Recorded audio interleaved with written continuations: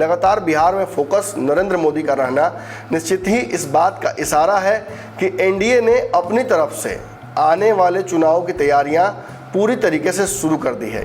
तेजस्वी यादव भी अपनी यात्राओं के माध्यम से बिहार में घूम घूम कर ये एहसास करा रहे हैं कि वो भी इस चुनाव के लिए तैयार हैं। मुकेश सहनी ने भी अपनी तरफ से दावा कर दिया है कि वो निश्चित सीटों पर महागठबंधन के साथ लड़ेंगे। क्या विपक्ष क्या पक्ष सभी जातीय गणना के पक्ष में बोल रहे हैं। नोरमा ग्रुप, जो सोचता है वो करता है, आपके अपने सपनों का आशियाना। नमस्कार, भारत लाइव देख रहे हैं आप और ये भयंकर खबर है। देखिए, बिहार में उपचुनाव हो चुके हैं, इनका फैसला भी हाल में ही आ जाएगा। लेकिन इस उपचुनाव के इतर बिहार में जो 25 में विधानसभा चुनाव हैं उनकी तैयारियों में सारे दल लग गए हैं।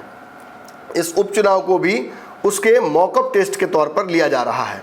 एक तरफ चुनाव की तैयारियां, चुनाव हो रहा है, वही दूसरी तरफ धड़ाधड़ बिहार में देश के प्रधानमंत्री और भाजपा के सर्वेसर्वा मोदी जी का कार्यक्रम हो रहा है। कल जिस वक्त बिहार में वोटिंग हो रहा था उस दौरान बिहार में लगातार मौजूद थे नरेंद्र मोदी, और जो एम्स का एक सौगात उन्होंने दिया वो भी बिहार को कहीं ना कहीं अपनी तरफ खींचने के बिहार के वोटर्स को एक कोशिश होती है। कल फिर नरेंद्र मोदी बिहार आने वाले हैं, जमुई जाएंगे, जमुई में कई परियोजनाओं का उद्घाटन करेंगे और कई परियोजनाओं को चालू भी करेंगे। इस दौरान उनके साथ एनडीए के सारे सहयोगी मौजूद रहेंगे। लेकिन बात इतनी नहीं है, नरेंद्र मोदी आखिर बार बार बिहार क्यों आ रहे हैं। उपचुनाव में अगर आते हैं तो माना जाता कि चुनाव में फायदा पहुंचाने के लिए अपने गठबंधन को आ रहे हैं, लेकिन उपचुनाव के बाद भी लगातार बिहार में फोकस नरेंद्र मोदी का रहना निश्चित ही इस बात का इशारा है कि एनडीए ने अपनी तरफ से आने वाले चुनाव की तैयारियां पूरी तरीके से शुरू कर दी है। इसे इस तरह भी कहा जा सकता है कि अब पूरी तरीके से एनडीए चुनावमय हो गया है। सारे दल अपने हिसाब से 2025 की तैयारी में लग गए हैं। कोई सीटों के समीकरण को बिठाने की कोशिश कर रहा है, कोई रैलियां कर रहा है, उपेंद्र कुशवाहा लगातार यात्राएं कर रहे हैं, चिराग पासवान अपने पार्टी का विस्तार कर रहे हैं। कार्यक्रम जो 28 तारीख को चिराग पासवान ने एक रैली का तैयारी किया था दिसंबर में, उसे भी उन्होंने रोक दिया है और अब संगठन पर फोकस करेंगे। निश्चित ही सभी दल अपने हिसाब से तैयारी शुरू कर चुके हैं। तेजस्वी यादव भी अपनी यात्राओं के माध्यम से बिहार में घूम घूम कर ये एहसास करा रहे हैं कि वो भी इस चुनाव के लिए तैयार हैं। मुकेश सहनी ने भी अपनी तरफ से दावा कर दिया है कि वो निश्चित सीटों पर महागठबंधन के साथ लड़ेंगे और बिहार में नंबर 2 की कुर्सी उनको मिलेगी। कांग्रेस और बाकी दल भी इसी तैयारी में लगे हुए हैं। लेकिन नरेंद्र मोदी के बार बार बिहार आने पर जब बिहार के विपक्ष से पूछा गया, खासतौर पर तेजस्वी यादव जब झारखंड से चुनावी सभा करके वापस आ रहे थे तो एयरपोर्ट पर ही जब पत्रकारों ने उन्हें घेरा तो उन्होंने एक बड़ा ही अचंभित करने वाला बयान दे दिया। तेजस्वी यादव ने बिहार में नरेंद्र मोदी का स्वागत कर दिया। उन्होंने ये कहा कि नरेंद्र मोदी आए, बिहार बार बार आए, हमें कोई दिक्कत नहीं है, उनके आने से बिहार में हमें कोई परहेज नहीं है, हमारे कार्यकर्ताओं को कोई समस्या नहीं है, उल्टा अगर वो आते हैं तो इससे हमें ही फायदा होगा। हाँ, उन्होंने ये जरूर कहा कि बिहार में अगर नरेंद्र मोदी आते हैं तो उन्हें बिहार के लिए सौगात भी लानी चाहिए। हालांकि आपको बता दें कि जहाँ एक तरफ तेजस्वी यादव ये बात कर रहे हैं, वहीं दूसरी तरफ लगातार बिहार को केंद्र की जो सरकार है वो कागज पर ही सही सौगातें तो जरूर दे रही है।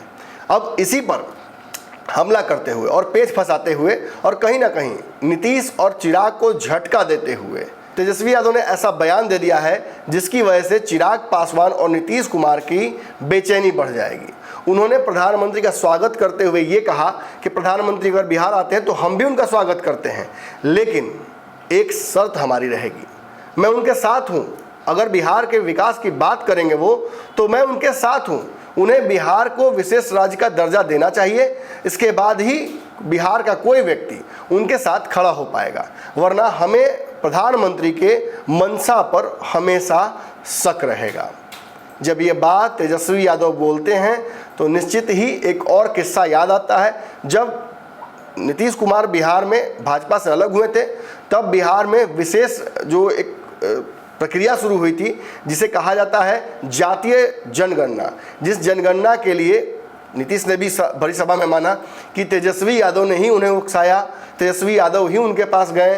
ये दोनों मिलकर बिहार के सभी पार्टियों के प्रतिनिधिमंडल को लेकर नरेंद्र मोदी के पास गए और वहाँ उन्हें ये एहसास कराया कि बिहार में जातीय गणना कितना महत्वपूर्ण है। अब तो जातीय गणना पूरे देश में एक बहुत बड़ा मांग होकर उठ गया है। सभी राज्य के लोग इसकी मांग कर रहे हैं। राजनीतिक पार्टियों के लिए बड़ा हथियार बन गया है। क्या विपक्ष क्या पक्ष, सभी जातीय गणना के पक्ष में बोल रहे हैं। यहाँ तक कि बिहार भाजपा के जो पूर्व अध्यक्ष हैं और वर्तमान में डिप्टी सीएम बिहार सरकार के हैं, उन्होंने भी ये कहा है कि हम कोर्ट का भी दरवाजा खटखटाना होगा तो खटखटाएंगे, लेकिन बिहार सरकार द्वारा दिया गया जातीय जनगणना के बाद जो आरक्षण की बढ़ोतरी की गई थी उसे हम लागू कराकर रहेंगे। और चिराग पासवान ने तो पूरे देश में मांग कर दी कि जातीय गणना होनी चाहिए।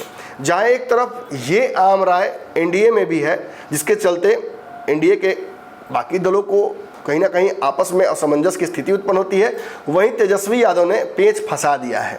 तेजस्वी यादव ने नरेंद्र मोदी को ये कह दिया है कि यदि वो बिहार में विशेष राज्य का दर्जा लेकर आते हैं तो राजद भी उनके साथ स्वागत में खड़ी है।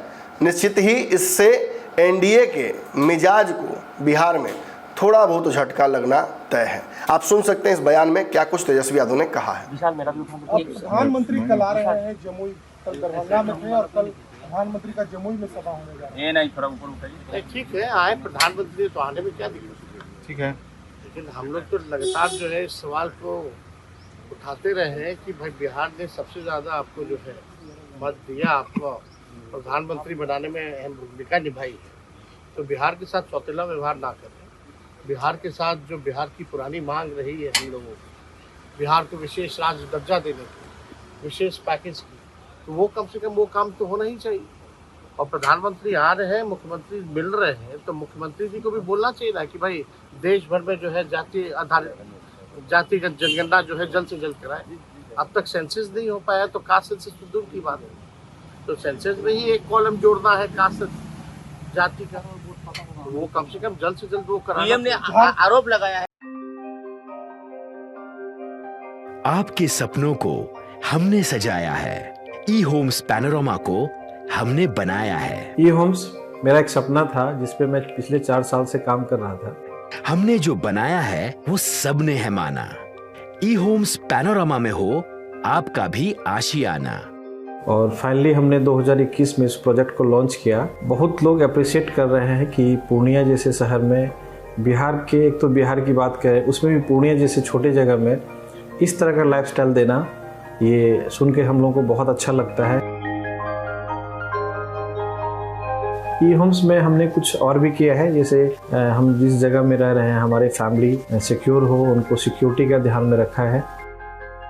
आपकी सुविधा और सुरक्षा आपके लिए खास है, ये आपका विश्वास है। इसमें आर्टिफिशियल इंटेलिजेंस का 7 लेयर सिक्योरिटी का हमने इस्तेमाल किया है। लस ग्रीन कैंपस को बनाया है। यदि हमारा बाउंड्री वाल है तो वो वर्टिकल गार्डन है।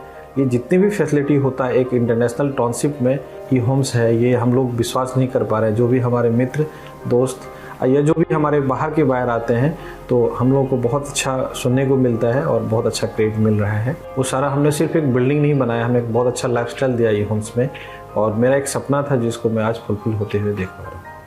ये आपका आवास है। ई होम्स पैनोरमा में अब आपका निवास है। E homes panorama, luxurious lifestyle redefined.